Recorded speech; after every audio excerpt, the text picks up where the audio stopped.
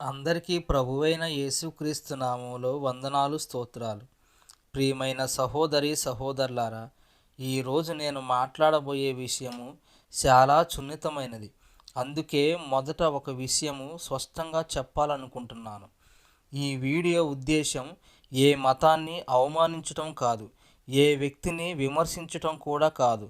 మన దేశ చరిత్ర, భారత రాజ్యాంగం మరియు క్రైస్తవ సమాజానికి సంబంధించిన ఒక ముఖ్యమైన అంశాన్ని వాస్తవాల ఆధారంగా అర్థం చేసుకోవటమే.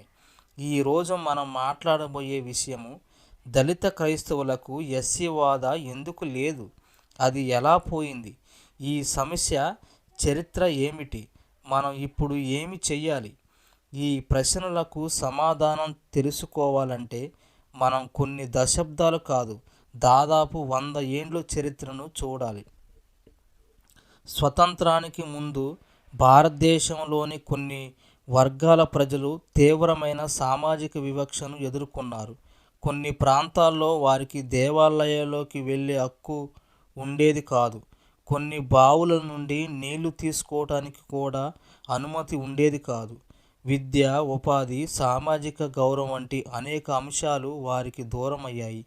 ఈ చారిత్రక విషయాలను దృష్టిలో పెట్టుకొని స్వతంత్రం తర్వాత భారత రాజ్యాంగ నిర్మాతలు ఒక నిర్ణయం తీసుకున్నారు. చరిత్రలో అణిచివేతకు గురైన వర్గాలకు ప్రత్యేక రక్షణలు ఇవ్వాలని భావించారు. ఆ నేపథ్యంలోనే షెడ్యూల్ క్యాస్ట్ ఎస్సీ అనే రాజ్యాంగపరమైన వర్గీకరణ ఏర్పడింది. ఇక్కడ ఒక విషయము మనం తప్పకుండా అర్థం చేసుకోవాలి. ఎస్సీ హోదా అనేది ఒక మతానికి ఇచ్చే బహుమతి కాదు, అలాగే పేదరికం ఆధారంగా ఇచ్చే పథకం కూడా కాదు.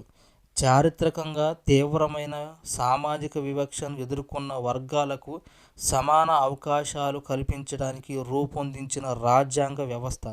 కానీ ఇక్కడే ఒక పెద్ద ప్రశ్న వస్తుంది. ఒక వ్యక్తి క్రైస్తవ మతాన్ని స్వీకరిస్తే అతని సామాజిక పరిస్థితి కూడా వెంటనే మారిపోతుందా? ఈ ప్రశ్నకు చాలా కాలంగా భిన్నమైన అభిప్రాయాలు ఉన్నాయి. కొంతమంది అంటున్నారు, మతం మారిన తర్వాత కూడా చాలా చోట్ల సామాజిక వివక్ష కొనసాగుతుంది కాబట్టి రాజ్యాంగ రక్షణలు కొనసాగాలని. మరికొందరు అంటున్నారు, ఎస్సీ హోదా చట్టంలో ఎలా నిర్వహించబడిందో అదే విధంగా కొనసాగాలని.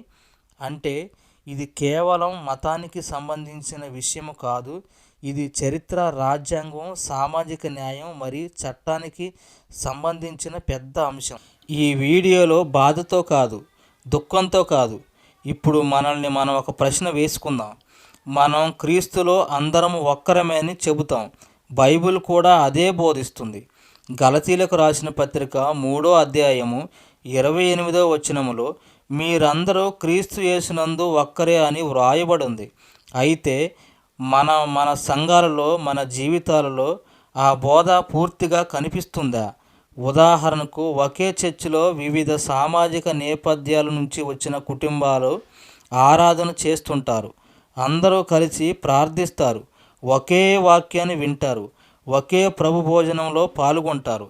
కానీ పెళ్లి సంబంధాల విషయంలో ప్రతి కుటుంబం నిజంగా కులం లేదా సామాజిక నేపథ్యాన్ని పక్కన పెట్టి నిర్ణయం తీసుకుంటుందా?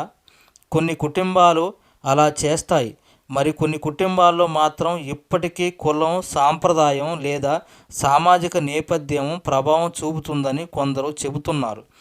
ఈ విషయం గురించి మనం నిజాయితీగా ఆలోచించాల్సిన అవసరం ఉంది. ఎందుకంటే బైబుల్ మనని పక్షపాతం చూపవద్దని బోధిస్తుంది. మనిషి విలువ అతని కులం వల్ల కాదు, అతను దేవుని స్వరూపంలో సృష్టించబడటమే సత్యము వలన. అందుకే మన సంఘాల్లో, మన కుటుంబాల్లో, మన ఆలోచనల్లో నిజమైన క్రీస్తు ప్రేమ, సమానత్వం మరియు పరస్పర గౌరవం కనిపించాలి. సమాజంలో ఇంకా ఎక్కడైనా వివక్ష ఉంటే దాన్ని ద్వేషంతో కాదు, బైబుల్ బోధించే ప్రేమ, సత్యం మరియు న్యాయం ద్వారా అధిగమించడానికి ప్రయత్నించాలి. అదే క్రీస్తు మనకు చూపిన మార్గము. మనకు ఎస్సీ హోదా ఎందుకు వచ్చింది, దాని వెనుకున్న చారిత్రక నేపథ్యం గురించి తెలుసుకుందాం. ఇప్పుడు చాలా ముఖ్యమైన ప్రశ్నకు సమాధానం తెలుసుకుందాం. దళిత క్రైస్తవులకు ఎస్సీ హోదా ఎందుకు లేదు? దీనికి సమాధానం తెలుసుకోవాలంటే మనం 1950 సంవత్సరానికి వెళ్ళాలి. భారతదేశానికి రాజ్యాంగం అమల్లోకి వచ్చిన కొద్ది రోజుల తరువాత 1950 ఆగస్టు 10న రాష్ట్రపతి ఉత్తర్వులు జారీ చేశారు. దీనినే the constitution schedule caste order 1950 అని పిలుస్తారు. ఈ ఉత్తర్వుల ప్రకారం ఆ సమయంలో హిందూ మతానికి చెందిన కొన్ని నిర్దిష్ట కులాలకు మాత్రమే షెడ్యూల్ క్యాస్ట్ హోదా వర్తించేలా నిర్ణయించారు. తర్వాత 1956లో ఈ హోదాను సిక్కు మతాన్ని స్వీకరించిన అదే వర్గాలకు కూడా విస్తరించారు. ఆ తర్వాత 1990లో బౌద్ధ మతాన్ని స్వీకరించిన అదే వర్గాలకు కూడా ఈ హక్కు కల్పించారు. అయితే ఒక ప్రశ్న మాత్రం అలాగే మిగిలిపోయింది. క్రైస్తవులు మరియు ముస్లింలుగా మారిన దళితులకు ఎందుకు ఇదే హోదా ఇవ్వలేదు? ఇదే ఈ రోజు వరకు కొనసాగుతున్న ప్రధాన చర్చ. దళిత క్రైస్తవ సంఘాలు, అనేక సామాజిక సంస్థలు ఇలా వాదిస్తున్నాయి. మతం మారినంత మాత్రాన సమాజంలో ఎదురయ్యే వివక్ష ఒక్కరోజులో పోదు.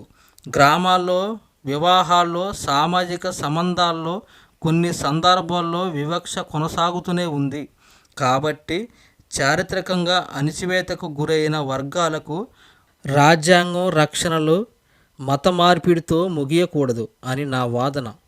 మరోవైపు దీనికి వ్యతిరేకంగా ఉన్నవారు ఇలా అంటున్నారు. ఎస్సీ హోదా అనేది చారిత్రకంగా అంటరానితనం అనుభవించిన వర్గాల కోసం ప్రత్యేకంగా రూపొందించబడింది. ఈ అంశంలో మార్పు చేయాలంటే అది పార్లమెంటు, ప్రభుత్వము మరియు న్యాయస్థానాల నిర్ణయంతోనే జరగాలని వారి అభిప్రాయం. ఇక్కడ మనం ఒక విషయం గుర్తుంచుకోవాలి. ఈ రెండు వాదనల్లో ఏది సరైంది? తుది నిర్ణయం చెప్పేది సోషల్ మీడియా కాదు, రాజకీయ సభలో కాదు, భారత రాజ్యాంగం మరియు న్యాయస్థానాలే. ఇప్పుడు మరో ప్రశ్న.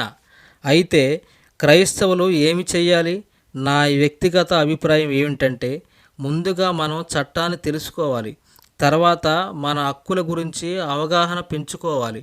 మన డిమాండ్లు ఉంటే వాటిని శాంతియుతంగా ప్రజాస్వామ్య పద్ధతిలో ప్రభుత్వానికి, న్యాయస్థానాలకు తెలియజేయాలి. అదే సమయంలో ఇతర అభిప్రాయాలను కూడా గౌరవించాలి. ఎందుకంటే మన ప్రభు అయిన యేసుక్రీస్తు మనకు నేర్పింది దేశం కాదు, ప్రేమ, శాంతి, సత్యం నేర్పారు. అందుకే మన పోరాటం కూడా సత్యం, చట్టం, రాజ్యాంగం అనే 3 స్తంభాల మీద నిలబడాలి. తర్వాతే ఈ అంశంపై వివిధ రాజకీయ పార్టీల వైఖరి, ప్రజాప్రతినిధుల వ్యాఖ్యలు, సుప్రీంకోర్టులో జరిగిన పరిణామాలు, అలాగే క్రైస్తవ సమాజం భవిష్యత్తులో ఏం చేయాలి అనే విషయాలపై వివరంగా తెలుసుకుందాం.